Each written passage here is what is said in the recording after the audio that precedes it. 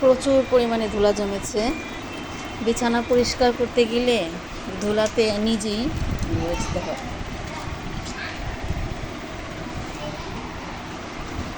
এখন আমি সুন্দর করে খাটের চূড়াটা মুছে নিচ্ছি।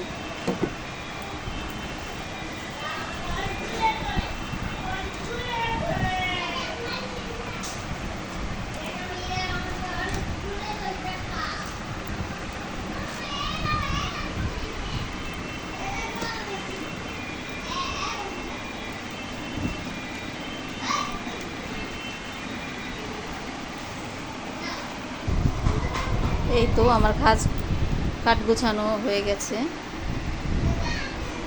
চাদরের উপর আরেকটা চাদর দিয়েছি যাতে নোংরা কম হয়। এখানে একটা হাফ চাদর বিছিয়ে রেখেছি।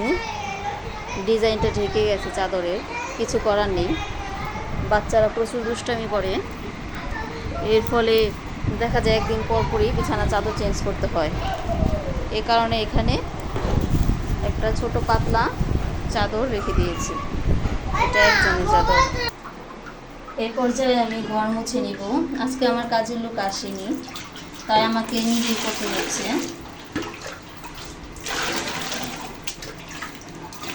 ঘর মুছতে আমি সবসময় ব্যবহার করি স্যাভলন ইকোনমি ব্যাগ।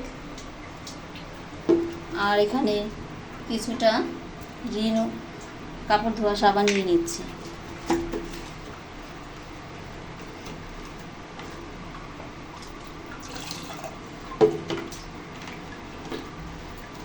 দুইটা মিক্স করে এখন একটা কাপড় নিয়ে ঘরটা মুছে নিব।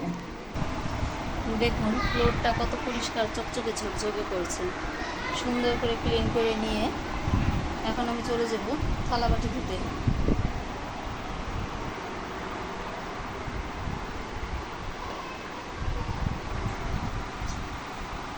থালাবাটিগুলো ধুয়ে নিয়েছি।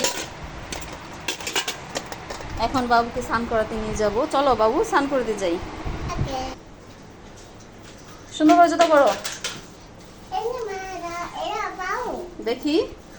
হ্যাঁ, বাই বাই, টাটা।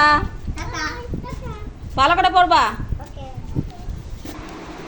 ঘরের কাজকর্ম করে বাবুকে কোচিংয়ে পাঠিয়ে দিয়ে এখন আপনাদের মাঝে আবার শেয়ার করে নিচ্ছি ঘরটা কেমন ক্লিন দেখাচ্ছে। কিন্তু বাবু আসলেই আবার ঘরটা আগের মতো হয়ে যাবে। এখন আমি সিঁড়িগুলো মুছে নিব।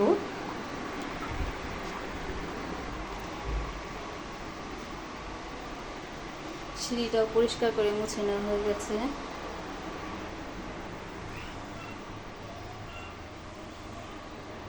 সম্পূর্ণ সিঁড়ি মুছে নিয়েছি। আজকের মতো এখানে বিদায় নিচ্ছি।